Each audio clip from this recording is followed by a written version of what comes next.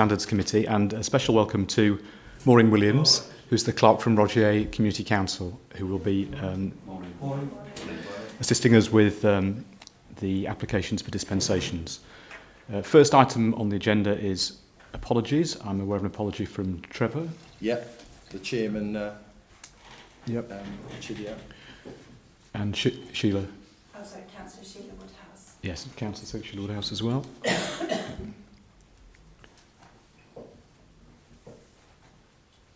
Next item, any declarations of interest? As and when, Chair. As and when? Okay.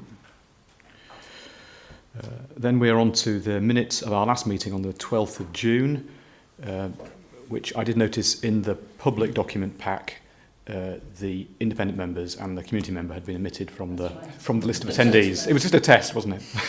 Yes. Other than that, are there any other comments? I suggest we accept them. Yes. Second. Yep. We'll obviously amend those minutes, Chairman, Yeah. to reflect the attendance of the independent members and the committee member. So apologies for that. Okay, great. So on to item 4, which is the applications for dispensations. In your document pack, you've got both the applications and also you've got the categories under which we're allowed to grant dispensations from the 2001 regulations, as amended later on with the catch-all category in 2016. And also there is the policy framework for considering these applications that was approved by this committee in 2011. And given the nature of the applications, I also had a look at the Ombudsman advice in the Code of Conduct guidance from August 2016, which is especially relevant here. The Ombudsman says only the Standards Committee can grant the dispensation. The Standards Committee will need to balance the public interest in preventing members with prejudicial interests from taking part in decisions against the public interest in decisions being taken by a reasonably representative group of members of the authority. He goes on to say, if failure to grant a dispensation will result in an authority or committee not achieving a quorum, this may well constitute grounds for granting a dispensation. And that seems a central issue here because Rogier is their membership is right at the quorum level. So for any item of business, the operation of the council could be disrupted by one person having to declare an interest. So I'd like to ask Rob to start off and present his reports and give us his advice on how these applications fit against the legal categories, the policy and the Ombudsman advice.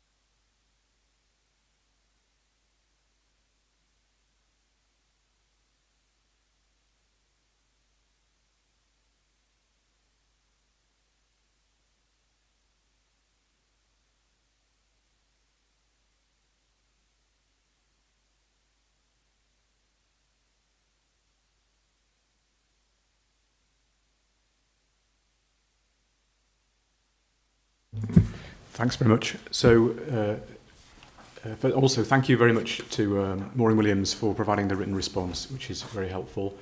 Do members have any questions either for Rob or for Maureen, or observations?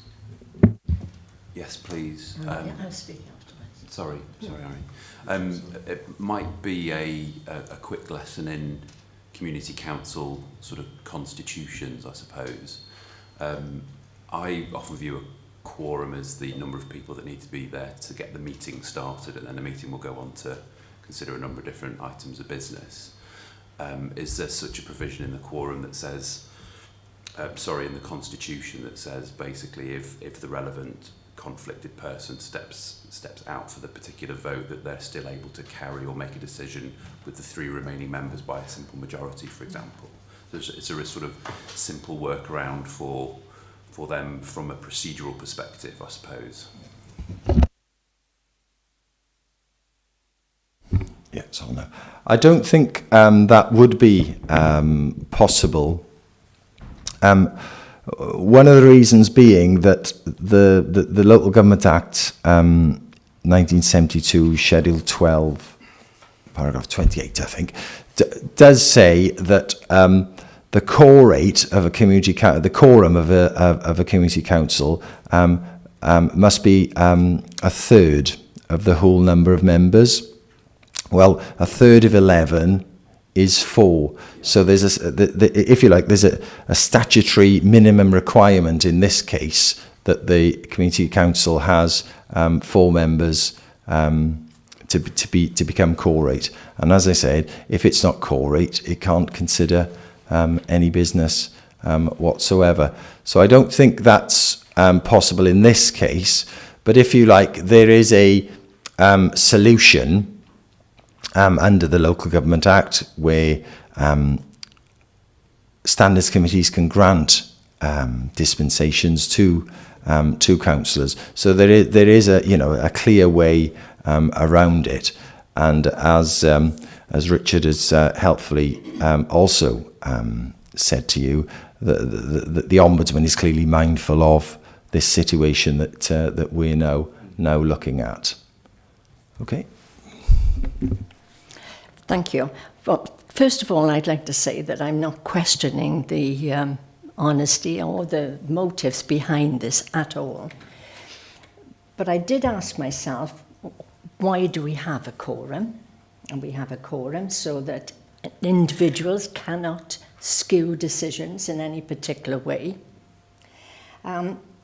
Having your partners on board does skew the objectivity a little bit and could be seen to have an unfair advantage, and it could be viewed as being manipulative.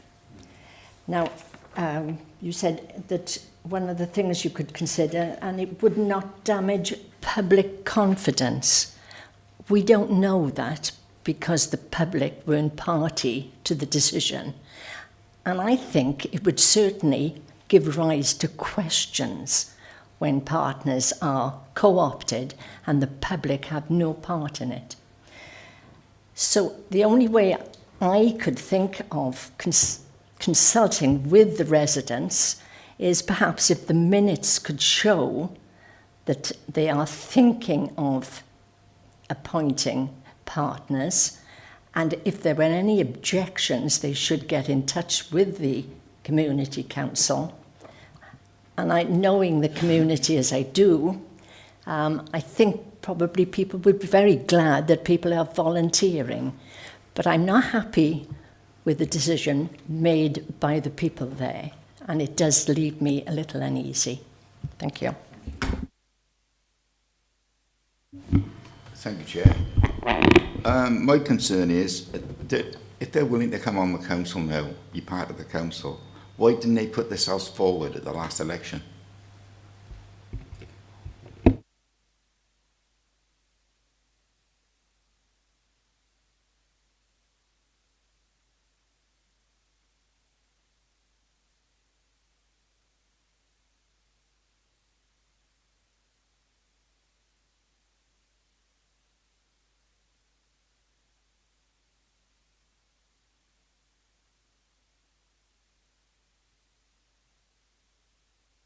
and come back. Because, you know, when you put up an election, you've got a lot of footwork to do. You've got to go out canvassing, you've got to do it. And to me, what they're trying to do now, this is the easy way out. Get it co-opted on. Yeah. And if it's accepted, you're on. But I got some doubt and I got some concerns that the people of Rogid wouldn't be very happy with spouses being co-opted on to a council. Because when you're a councillor, you've got a lot of responsibilities, and I'm not happy. When I first read this, I instantly thought of a sort of newspaper headline saying councillors co-opt spouses onto council with no elections. That's what I was thinking. And so that was what was going through my head when I wrote the questions, because also I was conscious of there is an extreme state, you know, right at the limit of functioning on the quorum limit. So it was those two things together, really. And from the clerk's response, you know, the vacancies, you know, have been advertised, you know, they have been promoted, etc. So, and no applications have been turned down, because my other worry was, well, what if people had been applying to be co-opted and being turned down, and then, hey, presto, the spouses, and then they're straight on. Now, that obviously would look very bad. Please. Thank you, Chair. I agree with the reservations of fellow members here. What concerns me, and I don't know this community council at all, I sit on a community council myself, and sadly a lot of our members were co-opted because they didn't stand at election time for whatever reason. The thing that concerns me is that, you know, we've got reasons here as to why these councillors have left, and that is very helpful. Thank you for that. But what worries me is that if people have been put off putting themselves forward for some reason that we don't know of, I mean, we can only deal with the facts, allowing spouses of those people to join as well would make it even more of a sort of a closed shop, if you like, and might discourage people in the future from getting involved. That's my worry, and we don't know the reasons behind that, really. We can only deal in the facts, but it is a great concern that they haven't, the people that are there have been unable to encourage local people to join. Could I ask just for a little bit of background about what the Community Council does, what authority it has, and also whether or not these appointments will be remunerated or not, just to understand in its full context? Perhaps, Chairman, if I can take that, and please, Maureen, if you want to add anything, I'm sure the Chairman will be grateful for that assistance. Community councils have a number of functions, but there is absolutely no payment to councillors at community council, town council level. It is purely voluntary, so there's no question of payment. The community councils, they vary in what their responsibilities are. Some communities, and certainly the town councils, are quite big organisations, and they'll have a number of functions, often done in partnership with the county council. But it is very much for the community, and local community issues are dealt with by community councils. I think it's very telling that we've just had an election, and only these 4 members, and thankfully they did stand again, put themselves forward to be elected. That seems to tell me that perhaps, unfortunately, for whatever reason, because this is a substantial commitment, I think, being a community councillor, for whatever reason, members of the local community there didn't put themselves forward, and there's a whole myriad of reasons for that, and no criticism of anyone, because we're all leading very busy lives. But I think that is telling, and also the point that the clerk makes, that no applications have been turned down. So any application that the community council receives, they will welcome, I would think, the additional manpower to come on board. Are they in charge of the budget?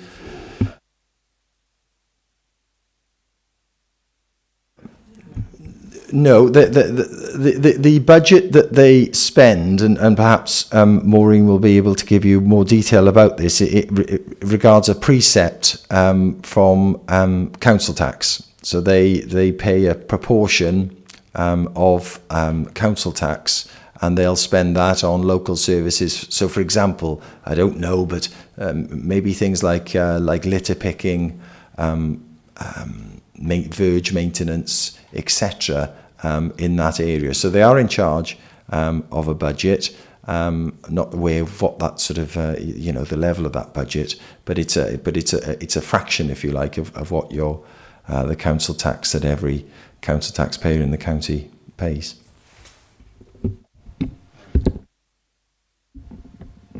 Thank you. As a member of a community council, the thing that we sometimes have to make decisions on planning, but it's only recommendations. But certainly, we have big discussions on planning, because you try to maintain, we're in a village, the village sort of community, and there are lots of big discussions on planning, and even anything to do with extensions to houses. We talk about that. And sometimes there are conflicts, and we invite the public into the meetings to put their point of view. And we spend money on the precept and do things. And again, the public can challenge us. We make the decisions on behalf of the residents. And I just feel bothered that husbands and wives, in 2 instances on this occasion, would be making decisions. I don't think it's reflecting the residents unless the residents are consulted. And they would have been had they put their names forward on the election. But on this one, it's the decision is being made in the community council itself without any reference to residents. Yes, I could just say, I think I share the general concern about co-option in general, and I think a lot of people do think, either should it be allowed, should all vacancies have to be elections, even if they're uncontested, etc. But it's there, isn't it? It is there. Co-option exists. It's absolutely right. It's allowed in law. It's there and it's allowed in law. And I really had a question for Irene and Jane. Really, what would your concerns be? Could they be addressed by a dispensation allowing these members to participate but not vote, in the sense that then the decision would have to be made by the other councillors? And what do you think about that? But in future meetings, once they are co-opted, they would be voting on things in the future. As I say, the only way I could view it as being fair and democratic, if the minutes would reflect the proposed decision, so that residents could put forward an objection. I wouldn't want to, for us to decide what is happening with regard representation of the community.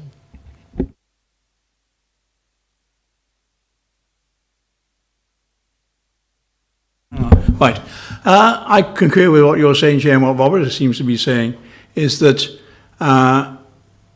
the public in Moggett have had ample opportunity since the last election to put their names forward via school flyers and all the rest of it. And perhaps looking at the devil's advocate side of the argument is that by these people being co-opted on now, as a last resort to make the council quote and viable, that it will wake people's ideas up in the village and say, okay, yeah, at the next election we've got to put up. There's still 5 vacancies on the council.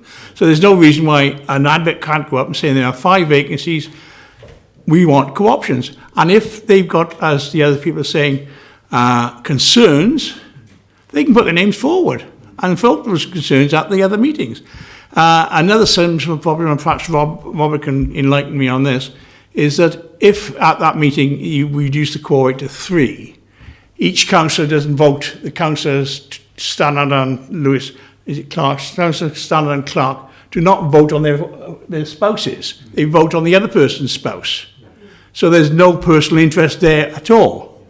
But I say basically, I cannot see a council would have to, if it folds, it's got to come underneath the auspices of another county, another community council, or back into county control, which I'm sure Robert doesn't want to do. But, you know, to me, it's, you know, it's a simple, it's an easy way forward. It may wake the ideas of people to bog it up. I don't know what's going on there. I have no idea what the history is behind the resident issues, etc., etc. But I think it's got to be solved, and it's going to be solved here today.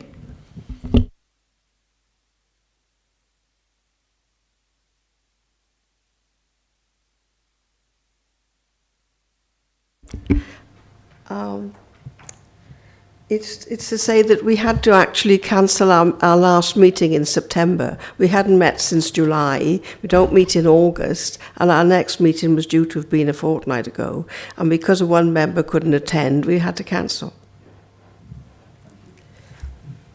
Sorry, and the other thing is, we haven't had an election in Roggett for many years. The people have just stood and they've automatically been re-elected, and we've usually had a couple of vacancies at the time.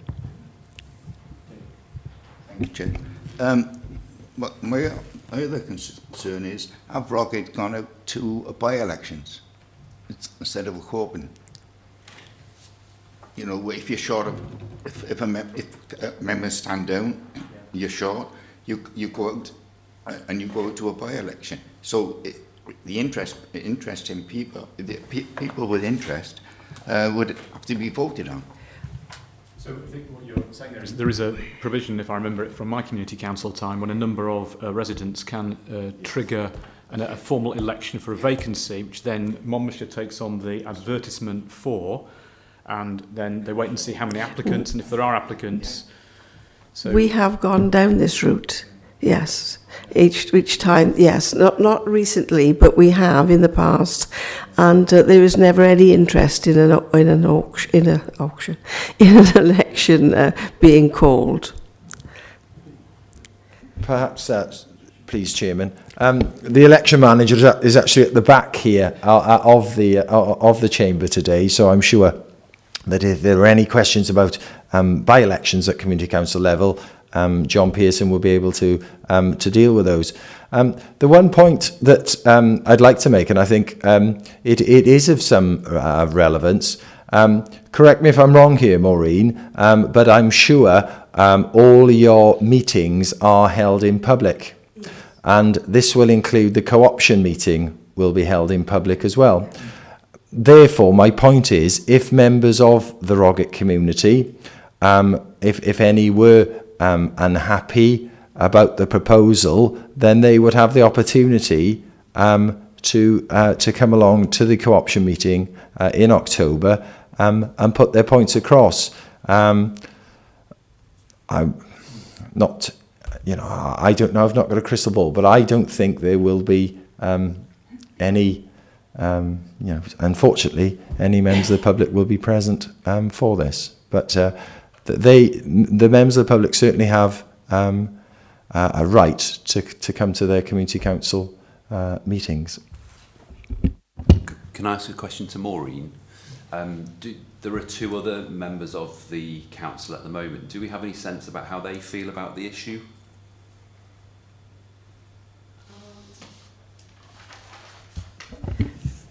No, I can't say how they feel about the issue, but they know what the problem is, and they know that we've applied for dispensation today, and there's been no objection to it.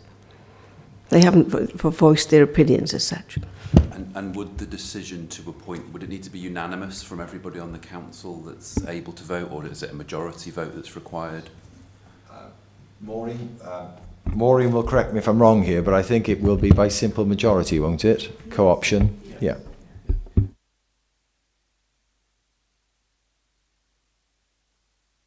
So if I can just go back to the nervousness about co-option, I agree with you about that. And there's a line from co-option of spouses through to co-option of best mates and other people who would be considered close personal associates in the code.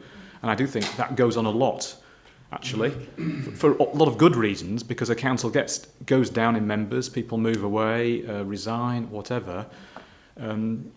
And they want new members to come forward, and someone comes to a meeting because a friend says, come along, and so they already know somebody. So you do often have people who are co-opted, who are connected to the existing members, and that's the nature of the mechanism, I feel. And I know there's a perception risk at this end, councillors co-opt spouses, onto council with no voting, is the sort of headline in there.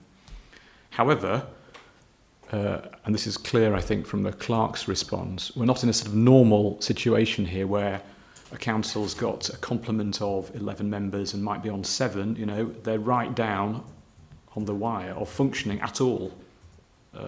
And that, for me, is a very big issue in this, is that we're right on the quorum. So any interest at any point can cause a cancellation of it means that an item can't be covered or a whole meeting can't take place. That's the crunch of it, I think. Richard, just remind us, Richard, what the Ombudsman guidance was. I think you mentioned it specifically in relation to quorums, wasn't it? Yes. So the Ombudsman guidance was very clear about, so this is the balancing task, balancing the public interest in preventing members with prejudicial interests from taking part in decisions, and clearly we believe both these members would have prejudicial interests in this case, against the public interest in decisions being taken by a reasonably representative group of members of the authority. But immediately after that, he says, if failure to grant a dispensation will result in an authority or committee not achieving a quorum, this may well constitute grounds for granting a dispensation. So for me, is a big factor, one factor in this case, because that's where we are. The consequence of not granting is a council that will find it very difficult to function at either in whole meetings or in items of business when every so often somebody will have some sort of interest and all of a sudden the quorum's flipped, or if people aren't present, there can be no meeting.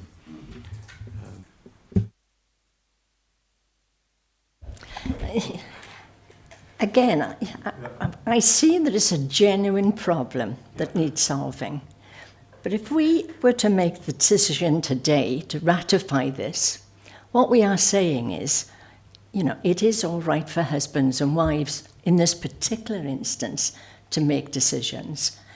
I just feel if we could halt this decision until the residents are aware, I agree they could come to the meeting, but if they're not putting themselves forward, I can't see them coming to a meeting and being brave enough to challenge it. I just would like the residents to be consulted before this proceeds.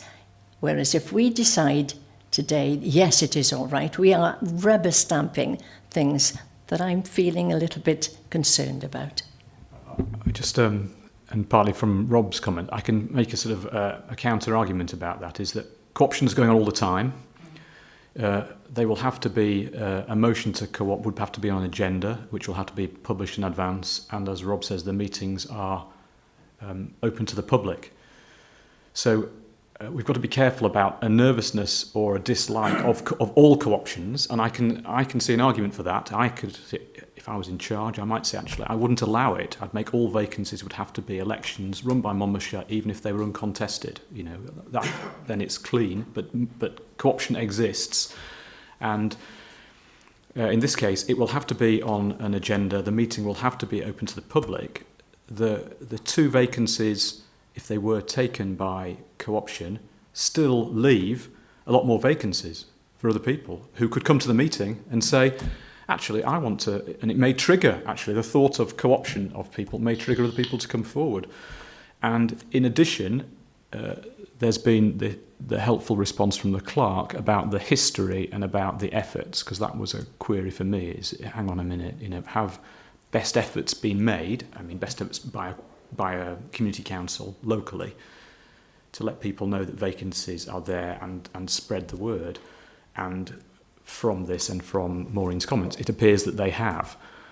And then I'm back to the crunch is this council's right on the wire. It's sitting on its quorum right now. And if we don't do anything, how do they get out the other side?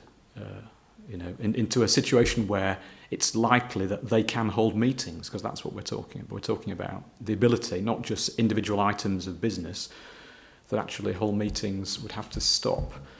So that's the balancing act. Chair? Yeah. I think this, it's a balancing act. This is what this committee is here for. Yeah. Basically, if things have come to an impasse elsewhere, we're the ones who have to step up to the plate and say, right, for this meeting and this meeting only, you can be not quoried, and with provisos that the one councillor is not voting for his own wife, or the other one is not for her own husband, and that's you're still quoried at 3. And it's an answer, and this is, I'm afraid, if you're sitting on the committees like this, these are the decisions that you all have to make. But I can see from the responses by the clerk to Moggett that enough effort has been made by these to get the people of Moggett interested. They are not interested evidently, and this is my thing. So well, on your own back, be it.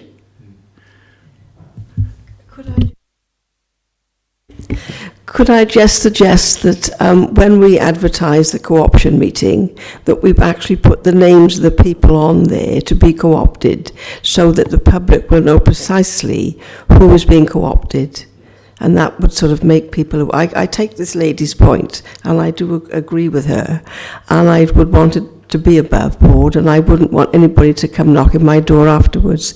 But I think perhaps if we were actually to put on there who was to be co-opted, I think that would cover it. I don't know, it's up to you. Yes, I mean, I certainly agree with that. I would just like to say that I agree with my colleague at the end.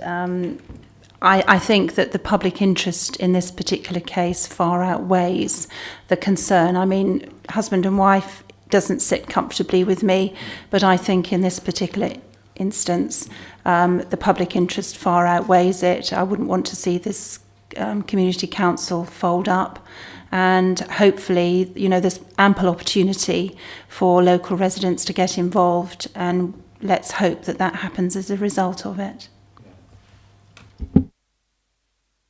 And one other thing, we've had 2 public meetings recently with reference to the M4 inquiry, and each time the public come, we always ask, is anybody interested? And they're all very concerned, but I'm sorry, I'm too busy.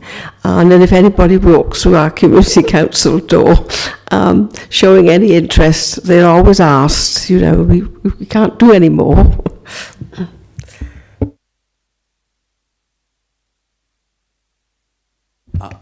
I'm still. I think there's 2 issues at play here. I think one is the constitutional issue around how the meetings can be quorate and decisions can be made, and then the second issue is around, is it right for the husbands and wives to be co-opting one another?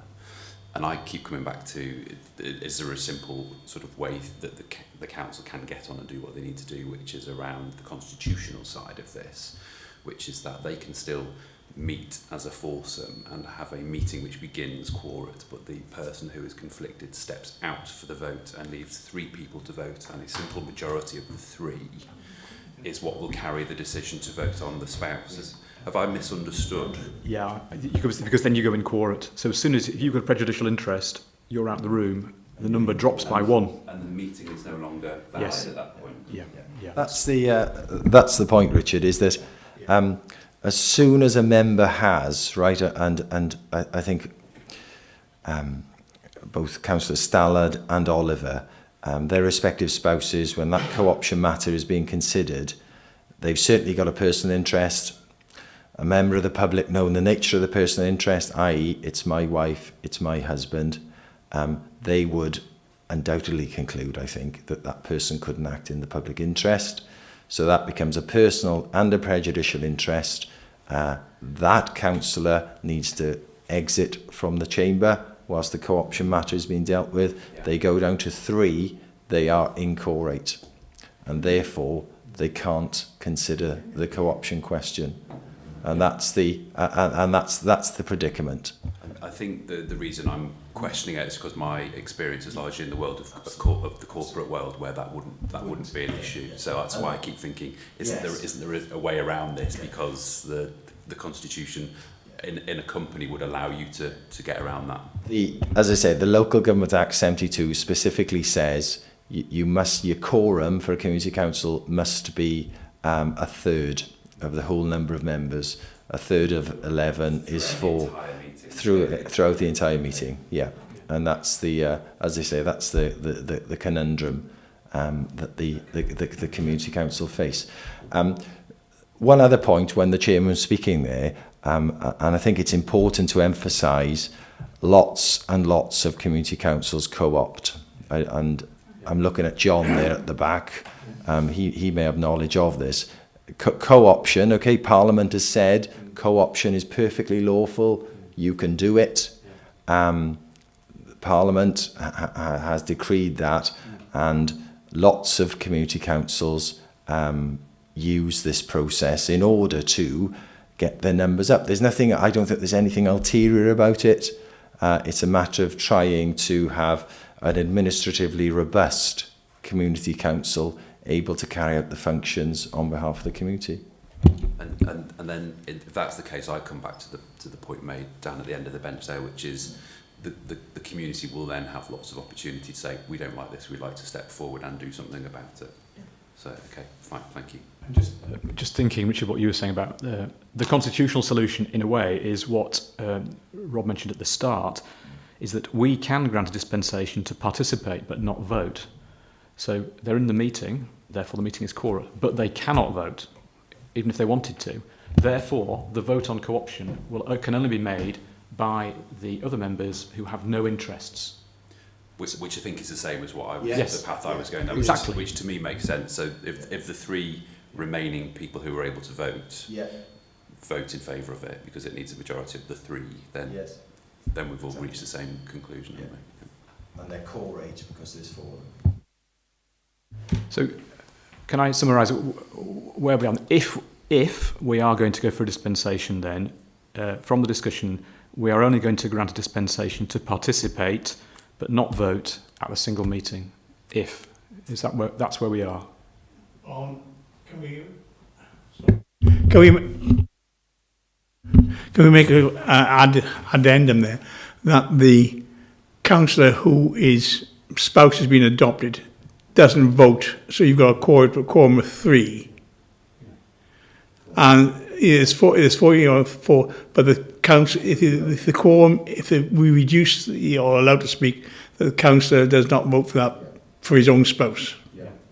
How was that? Is that last on that bit, Robert? Certainly, has a standards committee have the power to grant a dispensation so that the member can speak but not vote. So the member, so for example, Mr. Oliver's application to be co-opted, Councillor Oliver, his wife, could speak at the meeting, be in the meeting, so the meeting is quorate, but would not vote. If, as a standards committee, that's what your dispensation says. Yeah. Okay? Yeah, I was encouraged by what the clerk has told us, that they're going to make it clear that also that it came to this body for a decision. And we have certainly discussed it at length. And I think I'm more happy now that she's given an assurance that the residents will be aware what is happening.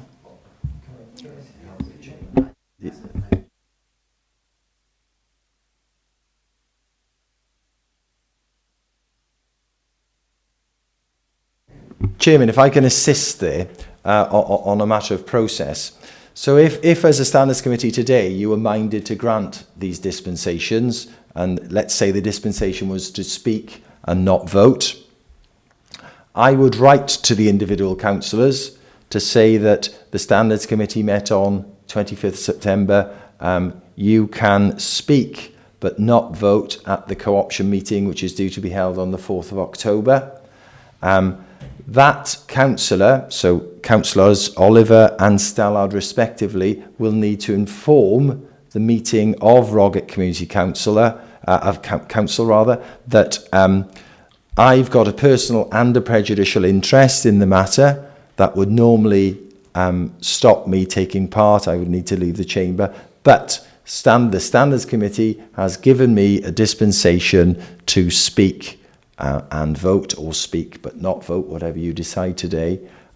So the member must say to the meeting, and if members of the public then, let's hope they are, to say, look, the Standards Committee of Monmouthshire County Council has given me dispensation to speak and vote, or speak but not vote. Okay. Yes, thanks, Rob. And just, I had another thought, which is back to your comments and Jane's actually about the public confidence issue. If we do go ahead, we could also, in the grounds, remove the grounds of public confidence on the basis that actually we're not certain about the public confidence issue of husbands and wives. However, we do think that ground I, it's in the interest of local residents that this goes ahead, and we do feel it's otherwise appropriate, which is the crunch on the quorum, that we do not accept the public confidence grounds. Would that go some way to addressing that? Yeah. So, can I put together a resolution, or should I should ask for it? You could put a resolution together, Chairman, and ask whether your fellow members wish to. From all the comments made, and from in particular Maureen Williams' very helpful answers and written response, one proposal would be we do grant dispensations to both councillors to participate but not vote at the meeting on the 4th of October, and that we granted those dispensations on the grounds I, which is the interest of local residents, and the grounds J, which is it's otherwise appropriate, which is really this critical quorum issue. But we are not granting on the grounds of D, which is the public confidence grounds, because we do have concerns about that. So it's a balance. So that would be a motion, but it would be up to you to propose and second it if you think that's appropriate, or alter it.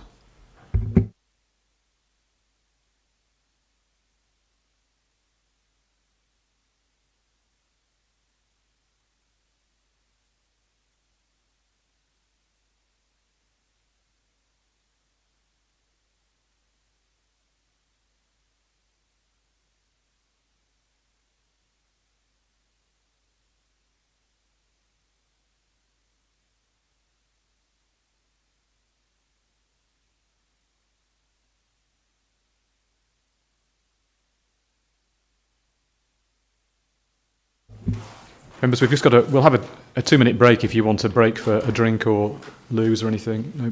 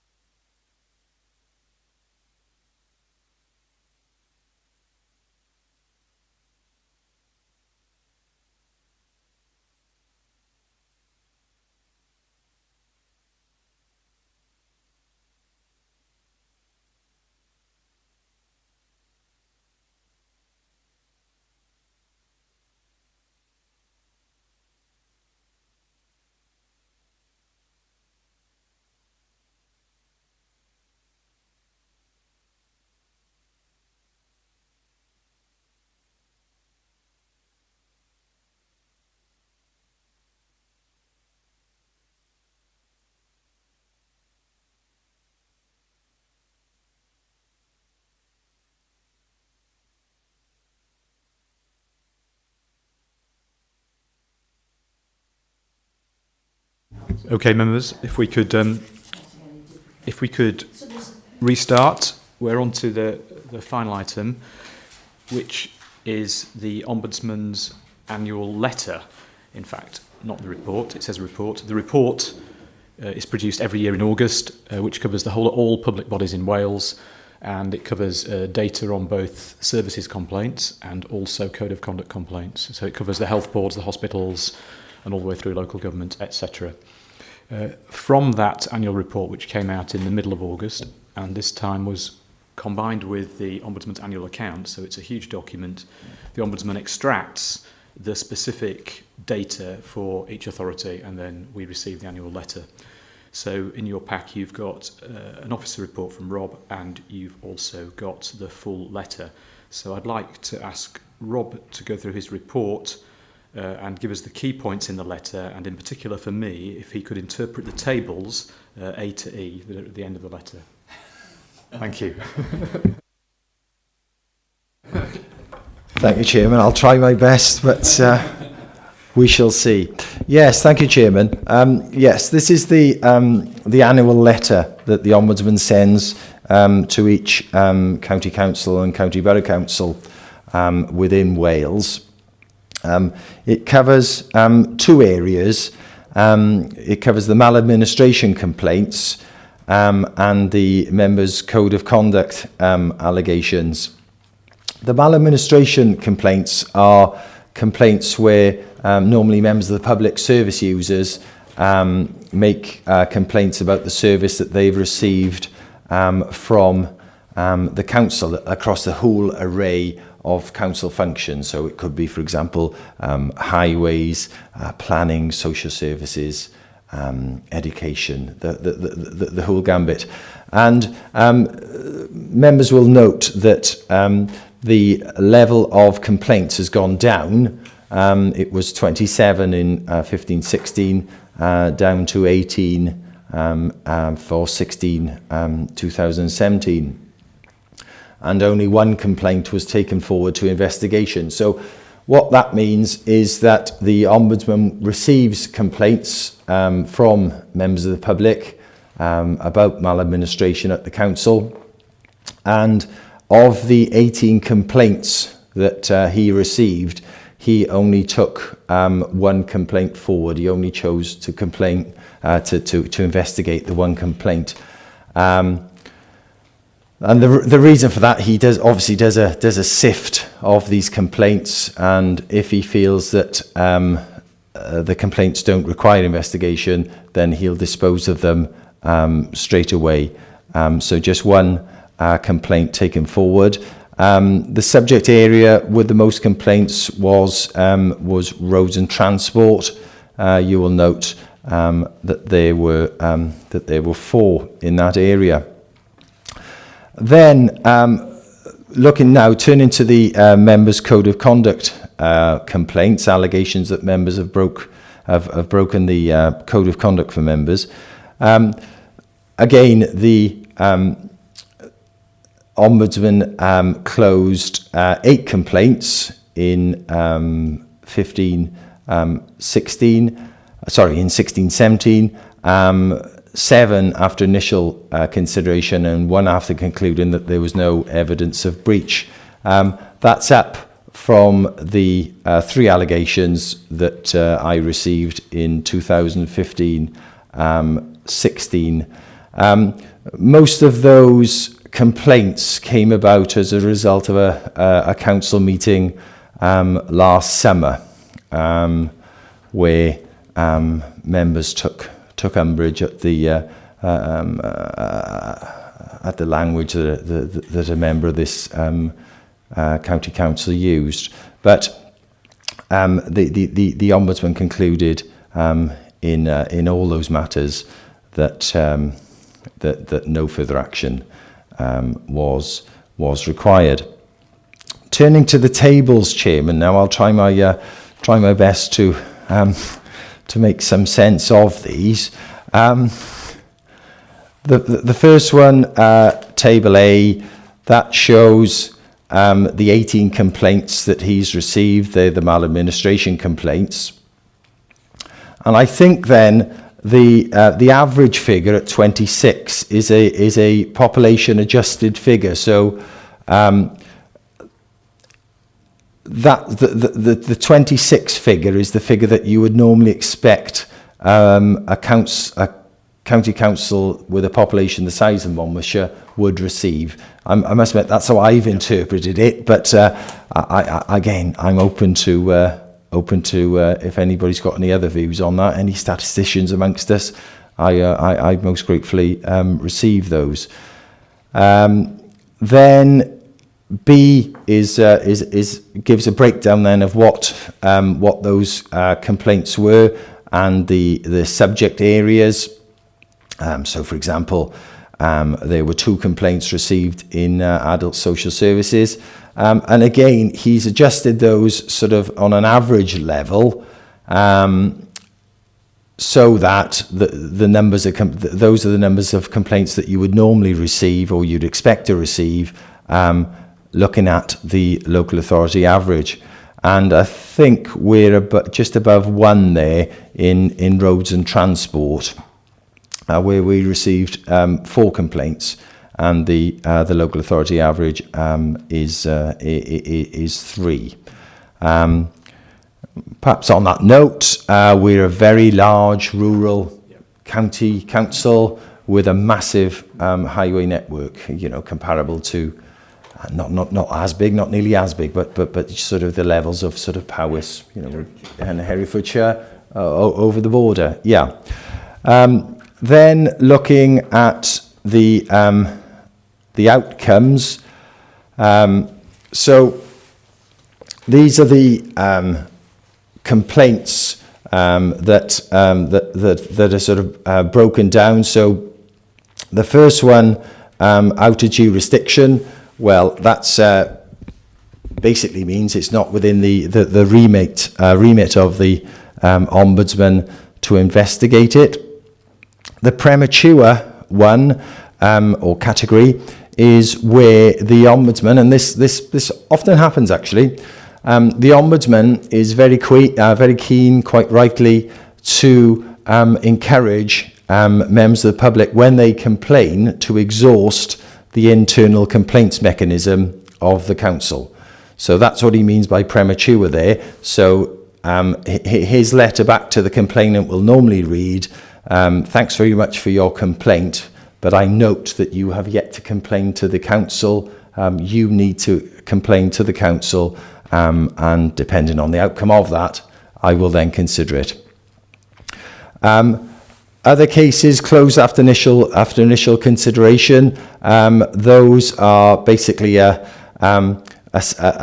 he feels that they're, for a whole number of reasons, frankly, after that initial sift, after initial consideration, he feels that, this doesn't require any further consideration. Discontinued, there's none in that category. Early resolution, voluntary settlement is where, and we did have a case of this, this is where the Ombudsman, on receiving the complaint, contacts, it's me, I'm the sort of, I'm the link officer, if you like, but with the Ombudsman for the council, contacts me and says, look, we've got this complaint, what do you think about this possible solution to this complaint? So that's what voluntary settlement, early resolution means. And again, it's a way of getting a mutually acceptable solution to the complaint and dealing with it relatively quickly, because obviously time is a factor here. Section 16 reports, we didn't have any of that. Section 16 is Section 16 of the, I think, the Local Government Act 2000, and that's a more serious report, where the report needs to be published because it's got a matter of public interest.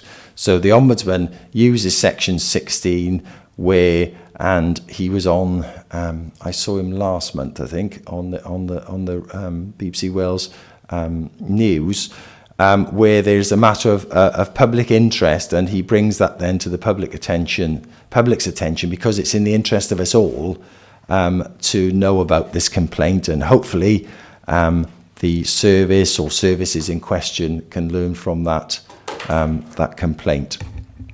So that's section C, and now we go down to D, numbers of cases where there was intervention by the Public Service Ombudsman for Wales, and those are cases where after that initial sift he's done a bit more work. That's what that table means there, and again a relatively low figure, thankfully. For example, when you compare, but of course this would be expected, wouldn't it, somewhere like Cardiff Council with that massive population, it's got 133 closed complaints, 19 of which required intervention by the Ombudsman. And then finally, I think we've got the code complaints, and he received, I think, 8 in all. Oops, lost my page there. And closed 7 after initial consideration, and then considered the one case a bit more, and found there was no evidence of a breach, and therefore no further action required. No referrals to Standards Committee about any of the complaints that he received, and furthermore no complaints to the Adjudication Panel for Wales. If you recall, that's the high end, the more serious matters that he refers to the Adjudication Panel. So we haven't had a referral from the Ombudsman for some time, which in some ways is good, but as a committee also, it's, in other ways, it's good for you to get your teeth into something. So there's a bit of a double-edged sword there. So I think that's the explanation for the tables, Chairman. And as I say, it's a report that I every year will do a report on, because it's something obviously clearly code of conduct allegations, that's very much within your remit, but furthermore also within your remit is to look at the levels of complaints, the way complaints are handled by the council. So I think it's the annual letter is in some ways good news, in that the numbers of complaints are relatively low. But again, if there are lessons to be learned from these complaints, then as an organisation, we must take that on board. Quite rightly, Chairman, you said in your opening that the Ombudsman used to provide an annual report and an annual letter. He now does that. I think in April he started to do his annual report, combining it with the accounts. That's quite a substantial report, but it's on his website. There's, as I've said to members in the past, the Ombudsman's website is really good, in fairness. There's lots of useful information. For example, his casebook, where he's considered complaints from other councils and what he's thought about them. There's a mine of useful information there. So unless there are any other questions, Chairman, which I'm more than happy to take, that's the report, and it's to you today for information purposes. Thank you, Rob. Does anyone have any comments or observations for Rob on the report? Just accept it. Yeah, I just have a couple of questions. One which I did ask you earlier, was on the phone, which doesn't come in the letter, and maybe we could ask them to put it in the letter, is I asked you about the total number of complaints against councillors who are members of community or town councils in the county, just to get a feel. And I think the answer was the total number was 3. Yeah. None of them were upheld. They all relate to Magor and Undy. That was it, which is an exceptionally low number, given we've got 38, I think, something, town and community councils. So again, a very low figure, as is a total number of 7 complaints when we've got 43 county councillors, and really that was sort of exceptional circumstances you mentioned, because it related largely to a single incident, didn't it, at council? It did. And so take that out and the number would be even lower. So on the conduct side, that's very good. I just wondered if you could say your feelings about the informal, member-on-member resolution process, because before that came into effect, everything went to the Ombudsman, so everything would be in the stats. And now what happens, in principle, is that if a county councillor complains about another, it comes into an informal process via you with group leaders. Yeah. How's that? Is that rarely used? What's happening with that over the last year? Really? Thank you, Chairman. Just on the, if I go back to the Community Council figures, yes, for last year we had 3 complaints. Well, the Ombudsman had 3 complaints about Community Council matters in the county. And this year, thus far, we are up to 5 already. But saying 5 already, the complaints have been made, or he's considering, I think, 2 at the moment. So there are 2 outstanding. So as I hear more, I can let you know.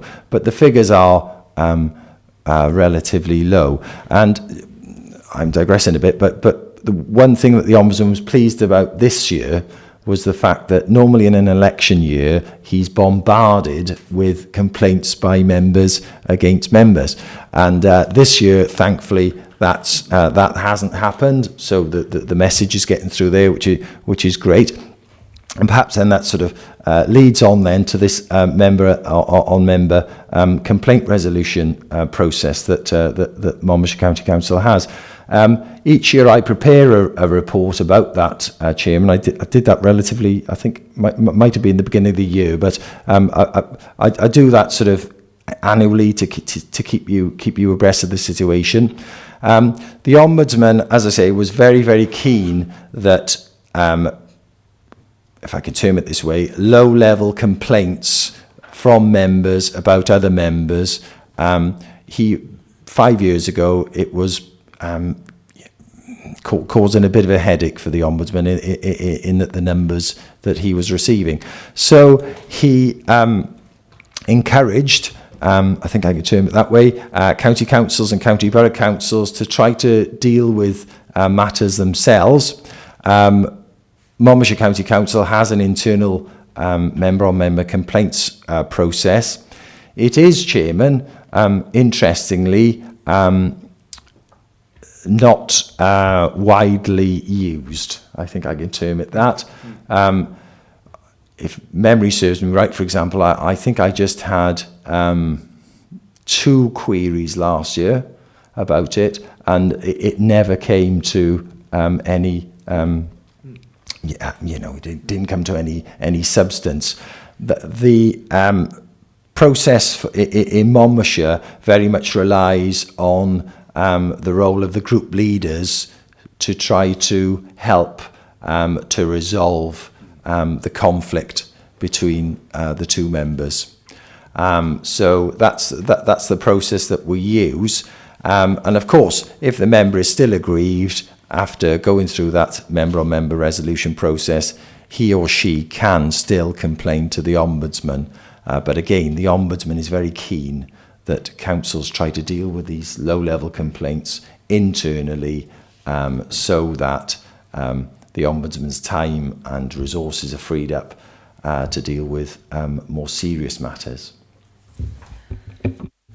Yes, thank you. I think it's very good to see 2 things strike me. One is a significant reduction in services complaints in what is still a tough period for budgets. Yes. And like you say, on the road side, it's a very small number given the huge rural road network which has to be maintained with less and less money.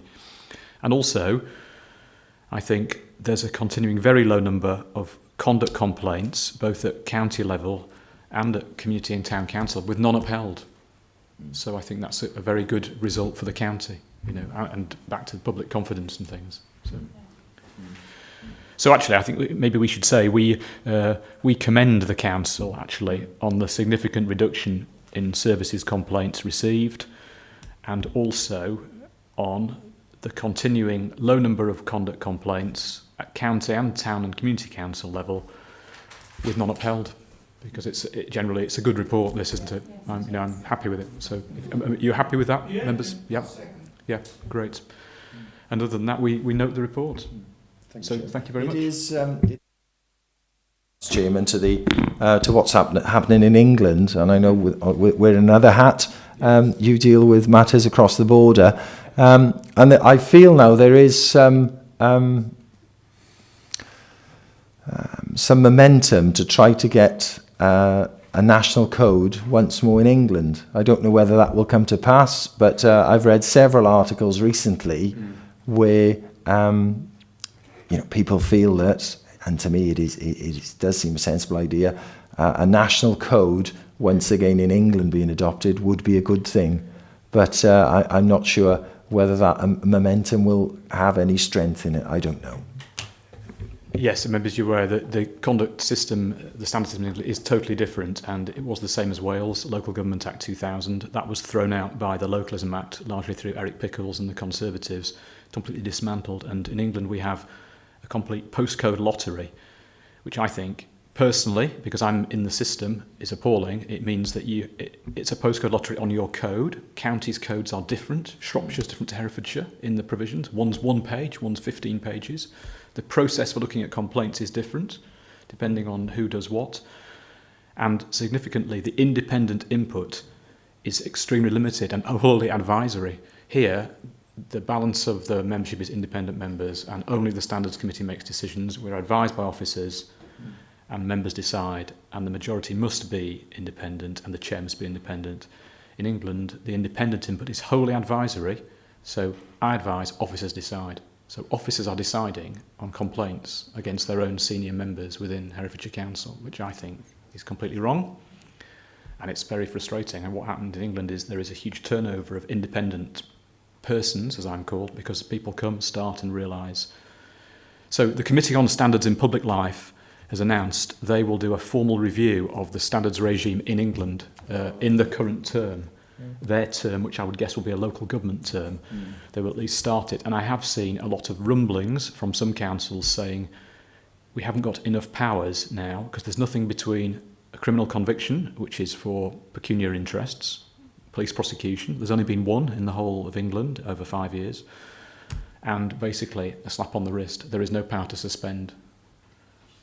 So it's a completely weakened, dismantled system under the name of localism, and it's not, in my view, localism. Speaking absolutely personally and not on behalf of Herefordshire Council, I should say. So, on that note, we're happy to note the report. I'll go now to note the date and time of our next meeting is Monday the 27th of November at usual time, 10 o'clock. And finally, I'd just like to thank both of our officers for all of their contributions today and reports, and thank you, the members, for all of your contributions. And I will ask Rob to write to Maureen Williams on our behalf and thank her for her written reply, and also for attending the meeting and for asking questions, which was very, very helpful. And I'll close the meeting at 18 minutes past 11. Thank you.